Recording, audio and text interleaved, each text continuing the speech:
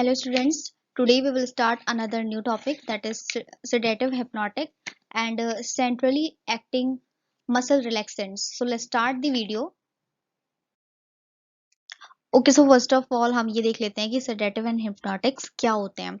तो these are the chemical agents which reduce tension and anxiety. वहीं sedative की बात की जाए तो they reduce excitement and used for anxiolytics and hypnotics जो होते हैं वो आपकी sleep को produce करते हैं and CNS को depress करते हैं. CNS को depress करने का मतलब ये हो गया कि आप जो है मतलब पूरी तरीके से relax feel करेंगे and आपको हल्का हल्का सा नींद आना start हो जाता है. Low dose produce calming effect and whether high dose produce sleep inducing effect. Low dose जो है वो आपको काम फील कराएगी, वहीं हाई डोज जो है वो क्या कर देगी, स्लीप इंड्यूसिंग इफेक्ट को कॉज करना स्टार्ट कर देती है and it produce effect without altering mood and sensitivity to pain. और ये आपकी बॉडी के अंदर जो भी इफेक्ट को लेके आ रही है वो बिना ही आपका कोई मूड जो है वो आपका ऑल्टर नहीं होगा एंड जो सेंसिटिविटी की जो पेन की है वो भी कहीं से कहीं तक चेंज नहीं होगी. तो इस तरीके से ये आपकी बॉडी के अंदर काम करना स्टार्ट कर देते हैं. ओके, नाउ नेक्स्ट हम बात कर लेते हैं फिजियोलॉजी ऑफ स्लीप के बारे में. तो फिजियोलॉजी ऑफ स्लीप जो है वो आपका आपको खुद पता होगा कि एटलीस्ट हमको 8 आवर्स जो है वो मतलब सोना बहुत ज़रूरी है हमारी बॉडी के लिए, बॉडी की रिलैक्समेंट के लिए एंड बॉडी की जो फिजियोलॉजी होती है उसकी नॉर्मल मतलब वो हमारी जो बॉडी की फिजियोलॉजी है वो पूरी तरीके से नॉर्मल बनी रहे. तो हमें उस हिसाब से 8 घंटे सोना ही मतलब ज़रूरी है. ठीक है, तो इस हिसाब से जो आपका फिजियोलॉजी ऑफ स्लीप है वो दो तरीके से यहाँ पर इन्होंने बताया है आपकी बुक में, like non rapid eye movement sleep and rapid eye movement sleep. तो देखिए फर्स्ट वाला जो है आपका non rapid eye movement sleep, इसमें क्या होता है, in this stage no eye movement occur, मतलब आप किसी भी तरीके का आई मूवमेंट नहीं होता है.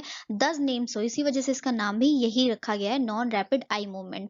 इन the beginning when an individual is awake he और she in the stage of zero, जब वो जग रहा होता है तो स्टेज जीरो होती है. Then enter to the stage one, उसके बाद स्टेज वन में वो मतलब एंटर करता है of NREM, non rapid eye movement sleep. ये आपकी पहली स्टेज होती है स्लीप की. And progress to stage two when becoming drowsy and finally reaches to stage three and stage four of the NREM sleep when the sleep is deepest. और आपका fourth जो stage होती है जिसके अंदर आपकी नींद जो होती है वो बहुत गहरी होती है. तो ये हो गई आपका NREM. Next rapid eye movement की बात की जाए तो in this stage eye movement occur as the individual see and follow the object of the dream. आप अपने सपने की दुनिया में जितनी भी चीज़ों को फॉलो कर रहे होते हैं ना, उस वक्त जो बॉडी की फिजियोलॉजी हो रही होती है ना, उस वक्त हम क्या करते हैं, हमारी जो आईज का मूवमेंट है ना वो बहुत ही रैपिड होता है. तो वो जो सेकंड स्टेप है आपकी स्टेज है वो कौन सी, आपकी रैपिड आई मूवमेंट. और ऐसा क्यों हो रहा है, क्योंकि हम अपनी ड्रीम के अंदर चीज़ों को फॉलो करने की कोशिश करते हैं. Even the muscles are more relax, जबकि मसल्स हमारी मोर रिलैक्स होती हैं रैपिड आई मूवमेंट में, फिर भी हमारी आईज कंटिन्यू वर्किंग में होती हैं. ठीक है, तो इस तरीके से आपकी जो फिजियोलॉजी ऑफ स्लीप है वो दो पार्ट्स में डिवाइड की गई है.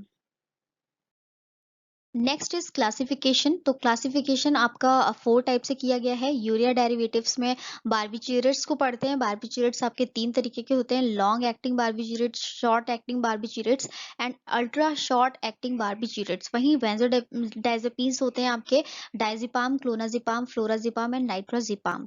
न्यूअर बेंजोडाइजेपीन्स हिप्नोटिक्स होते हैं आपके zopiclone and zolpidem and miscellaneous जो होते हैं वो आपकी क्लोरल हाइड्रेट्स. तो इस तरीके से आप डिफरेंट डिफरेंट ड्रग्स जो होती हैं वो कैटेगराइज की गई हैं आपकी जो भी क्लासिफिकेशन ऑर्डर है, like urea derivatives and benzodiazepines, newer benzodiazepines and miscellaneous के अकॉर्डिंग. नाउ देखिए बारबिचुरेट्स. बारबिचुरेट्स क्या होते हैं, नॉन सिलेक्टिव सीएनएस डिप्रेसेंट होते हैं, यानी आपको सीएनएस डिप्रेशन कॉज करते हैं. एंड नॉन सेलेक्टिवली, ऐसा नहीं है कि आपके सिलेक्टिव रिसेप्टर्स पर ही जाकर काम करने वाले हैं, ये नहीं. आपके जो भी रिसेप्टर सीएनएस में प्रेजेंट है उनके साथ ये बाइंड करके क्या कर देते हैं, आपको मतलब आपका जो सीएनएस को है ना उसको डिप्रेस कर देते हैं. Now producing sedation and reducing anxiety. आपकी बॉडी के अंदर ये सेडेशन को कॉज करते हैं. सेडेशन का मतलब हल्का सा नींद आना, ठीक है. एंड रिड्यूस एंजाइटी, और एंजाइटी मतलब कि डर, किसी भी तरीके का डर, फियर जो भी आपकी बॉडी के अंदर होता है उसको कम करने में हेल्पफुल होते हैं. लीड्स टू अनकॉन्शियसनेस, और आगे जाकर ये सब करने के बाद अल्टीमेट करते क्या है आपकी बॉडी में, अनकॉन्शियसनेस को कॉज कर देते हैं. इनहांसिंग द एक्शन ऑफ गाबा, और ये साथ ही साथ आपके जो गाबा रिसेप्टर्स हैं उनके जो मैं कह सकती हूँ एक्शन, जो उसका एक्शन है उसको एनहांस करने में भी बहुत ही हेल्पफुल होते हैं। तो ये दोनों मिलकर अपने काम को और जल्दी और तेजी से करते हैं, ठीक है। Used in anaesthesia and epilepsy, ये आपके एनेस्थीसिया में काम करते हैं। एंड एपिलेप्सी जिनको हो जाती है, एपिलेप्सी क्या होती है, जिनको दौरे बढ़ना हम कह सकते हैं, फिट्स वगैरह होती है, एपिलेप्सी जिनको कॉज हो जाती है, उनको भी यहाँ पर बार्बिट्रेट से ट्रीट किया जाता है। May cause tolerance and dependency, तो ये एक तरीके से आपको सेडेशन कॉज कर रहे हैं, तो एक तरीके से आपको इन ड्रग्स की आदत हो सकती है या डिपेंडेंसी हो सकती है। इस तरीके से आपका बार्बिट्रेट जो है वो आपकी बॉडी के अंदर काम करता है। नाउ देखिए, मैकेनिज्म ऑफ एक्शन की अगर हम बात कर लेते हैं, तो बार्बिट्रेट्स या फिर बेंजोडाइजेपिन्स दोनों सेम तरीके से काम करते हैं। Binds to GABA A receptor at different allosteric site, ये आपके जो गाबा रिसेप्टर्स हैं उसमें अलग अलग जो साइट्स होती हैं वो कहीं भी जाकर इसको बाइंड कर सकते हैं, बार्बिट्रेट्स और बेंजोडाइजेपिन्स। उसके बाद क्या करते हैं, गाबा एक्शन को बढ़ा देते हैं। एंड बार्बिट्रेट्स इंक्रीज ड्यूरेशन, जो बार्बिट्रेट्स हैं वो आपके ड्यूरेशन को बढ़ाते हैं, मतलब आपकी जो सेडेशन है उसकी ड्यूरेशन को बढ़ाएंगे।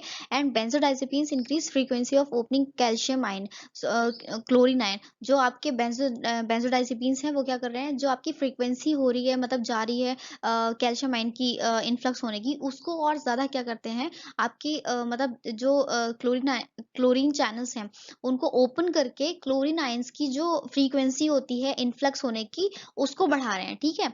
तो यहाँ पर क्लोरीन आयन क्या हो रहा है आपका, और फ्रीक्वेंटली क्लोरीन चैनल्स के थ्रू आपके इन्फ्लक्स होता जा रहा है आपके पोस्ट सिनेप्टिक एरिया में। नेक्स्ट, मेम्ब्रेन हाइपरपोलराइजेशन, और लास्टली क्या होता है, जो मेम्ब्रेन होती है वो आपकी हाइपरपोलराइज हो जाती है, और सीएनएस जो होता है वो आपका डिप्रेशन कॉज कर जाता है। अगर हम बात करते हैं बार्बिट्रेट्स की हायर डोज की, तो ये क्या करते हैं, ये आपके गाबा मिमेटिक्स हो जाते हैं, मतलब कि गाबा जैसा एक्शन कर रहा है ना आपकी बॉडी के अंदर, बिल्कुल वैसा ही एक्शन करना स्टार्ट कर देते हैं अगर हम बार्बिट्रेट्स को बहुत ज्यादा अमाउंट में आपको देना स्टार्ट कर दें तो इस तरीके से मैकेनिज्म ऑफ एक्शन आपका पूरा बॉडी में इस तरीके से काम करता है, जहां पर बार्बिट्रेट्स एंड बेंजोडाइजेपिन्स दोनों एक तरीके से काम करके जो रिसेप्टर है उनके साथ बाइंड करके और अल्टीमेटली सीएनएस को डिप्रेस करते हैं। नाउ अल्कोहल की अगर हम बात करते हैं, तो अल्कोहल क्या है, आपका डेरिवेटिव होता है एलिफेटिक का, हाइड्रोकार्बन्स का, एंड कंटेन वन और मोर ओएच ग्रुप। और ये आपके अपने जो इनके जो कंपाउंड है, इस कंपाउंड के अंदर ओएच ग्रुप जो होता है वो प्रेजेंट होता है। ये ओएच ग्रुप एक या एक से ज्यादा भी हो सकता है। मोनोहाइड्रोक्सी की बात की जाए, तो जिनके पास सिंगल ओएच ग्रुप होता है, like ethyl, methyl and propyl alcohol. Di hydroxy यानी जहाँ पर दो ओएच ग्रुप होते हैं, इथाइलिन ग्लाइकोल और propylene glycol. And try hydroxy के अंदर ग्लिसरॉल। एंड पॉली हाइड्रोक्सी यहाँ पर जहाँ पर ढेर सारे ओएच ग्रुप प्रेजेंट होंगे एक ही कंपाउंड के अंदर, तो वो हो जाता है आपका मैनिटॉल। इस तरीके से आपका अल्कोहल जो है ओएच के ग्रुप के बेसिस पर यहाँ पर क्लासिफाई किया गया है। नाउ अब हम बात कर लेते हैं मैकेनिज्म ऑफ एक्शन। तो ये किस तरीके से काम कर रहा है, inhibit the influx of calcium ion through calcium ion channels. Calcium ion channels के थ्रू ये क्या करते हैं, कैल्शियम आयंस को आपकी बॉडी के अंदर मतलब आपके पोस्ट सिनेप्टिक एरिया में इन्फ्लक्स होने से इनहिबिट कर देते हैं। Also increase the GABA induce synaptic inhibition, और गाबा इंड्यूस जो सिनेप्टिक इनहिबिशन होता है, मतलब जो गाबा को इनहिबिट करने में मतलब काम आता है, तो उसको भी ये इंक्रीज कर देते हैं। And antagonise the glutamate action, और ग्लूटामेट को जो है वो पूरी तरीके से उसके एक्शन को खत्म कर देते हैं, क्योंकि ग्लूटामेट क्या कर रहा है, वो आपके गाबा रिसेप्टर्स के साथ जुड़कर और चैनल को ओपन करने में काम आता है ना, लेकिन यहाँ पर क्या करना है, आपको चैनल को तो क्लोज करना है, क्योंकि कैल्शियम आयन के इन्फ्लक्स को आपको रोकना है। तो वो क्या कर देते हैं कि आपका जो ग्लूटामेट है उसका एक्शन एंटागोनाइज हो जाता है, और अल्टीमेटली जो कैल्शियम आयंस होते हैं चैनल्स वो बंद हो जाते हैं, और वो आपके बॉडी के अंदर इन्फ्लक्स, मतलब आपकी जो पोस्ट सिनेप्टिक है उस एरिया में इन्फ्लक्स नहीं हो पाते हैं, और इस तरीके से अल्कोहल जो होता है वो आपकी बॉडी के अंदर अपना फंक्शन करना स्टार्ट कर देता है। नाउ अब हम पढ़ लेते हैं फार्माकोलॉजिकल एक्शंस को। तो जो आपका अल्कोहल है वो लोकल एक्शंस की तरह काम करता है, लाइक इथाइल अल्कोहल जो है वो आपका स्किन पे रब करने के लिए यूज किया जाता है, एंड एक तरीके से कूलिंग इफेक्ट को शो करता है। वहीं सीएनएस जो है वो न्यूरोनल डिप्रेशन की तरह काम किया जाता है। एंड सीवीएस जो आपका कार्डियोवैस्कुलर सिस्टम है उसकी स्मॉल डोज जो होती है वो आपके वैसोडाइलेशन की तरह काम करती है। एंड मॉडरेट डोज जो होती है वो आपके जो बीपी है उसको इंक्रीज करने के काम में आती है, टैकिकार्डिया को कॉज करती है। लार्ज डोज जो होती है वो आपकी direct myocardial and vasomotor centre को डिप्रेस करने में एंड आपके ब्लड प्रेशर को कम करने में हेल्पफुल होती है। वहीं ब्लड की बात की जाए तो ब्लड क्या कर रहा है यहाँ पर, यानी कि जो आपका अल्कोहल है वो एडमिनिस्टर जब कराया जाता है small to moderate quantity of alcohol regularly increase the HDL cholesterol level and decrease the LDL oxidation, यानी आपके बॉडी के अंदर कोलेस्ट्रॉल लेवल को डिक्रीज करके एक तरीके से जो आपका कोलेस्ट्रॉल है उसका ऑक्सीडेशन को बढ़ा देता है, ठीक है। एंड बॉडी टेम्परेचर जो है, बॉडी टेम्परेचर के अंदर की बात की जाए तो अल्कोहल जो है वो आपको मतलब वार्म फीलिंग प्रोड्यूस कराता है, यानी कि आपके बॉडी टेम्परेचर को हाई करता है। रेस्पिरेटरी सिस्टम की बात की जाए तो ये आपके रेस्पिरेटरी सिस्टम को एक तरीके से स्टिमुलेट करता है, आप बहुत ज़्यादा हैवी ब्रीथिंग करना स्टार्ट कर देते हैं। एंड स्केलेटल मसल की बात की जाए तो ये आपका एक स्केलेटल मसल पे ज़्यादा इफेक्ट करता है। एंड फटीग जो है आपको, मतलब बहुत ज़्यादा थकान फील होती है अल्कोहल को मतलब कंजप्ट करने के बाद में। एंड किडनी की बात की जाए तो किडनी क्या कर रही है, अल्कोहल कंजप्शन की वजह से वाटर का इंजेस्टेड जो वाटर का इंजेशन है वो, यानी कि बहुत ज़्यादा ड्रिंकिंग पानी की जो है आपकी अमाउंट जो है वो मतलब बढ़ जाती है बॉडी में।